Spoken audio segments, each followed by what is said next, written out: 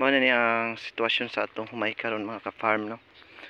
Dili gyud siya ingon nga ma-perfect gyud nato no ang nindot jud ug maayo ang atong humay. Kay ngano naa jud siya mga dangan or do na jud puy mo ilog sa ato aba nga di jud ipa-perfect nato, di ba?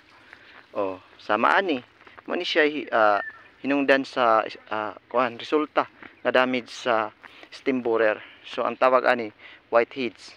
Duha lang ka klase ang tawag sa damage sa stem borer. Panahon sa vegetative stage ang tawag ana dead heart nya. Panahon pod sa kuan mga ka-farm sa reproductive stage nana siya tawag ana is kuan whiteheads sama ani. So maulan ba sa inyong lugar diha mga ka-farm? Karon dili ulan pa, napay mo abutay na nagpangdawlugdug. So sa pagkakaron mao pa ni siya napagali nagkusbog. Laayan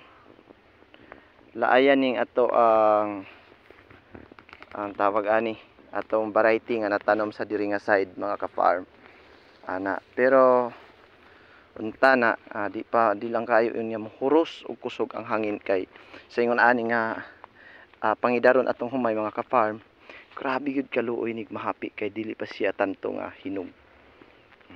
Mo na siya ang rice bag mga ka-farm kag nakita ninyo na kana na tumoy sa akong kuko kana mo na siya rice bag.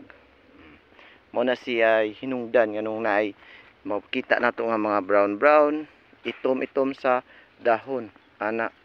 So tungod kay nagpractice lagi ko og economic threshold level or ATL, so di man kaayo daghan jud ang rice bag nga atong makita. So wala lang ko nag-apply og insecticide pangkontraan nila tungod kay mas daghan man ang beneficial insect nga akong nakitaan or nakita sa akong farm, sa akong humay karon. So mao na nga wala ako ga-apply. So kinahanglan nato nga ato pong atimanon ba or alagaan natin yung mga beneficial insect, di ba?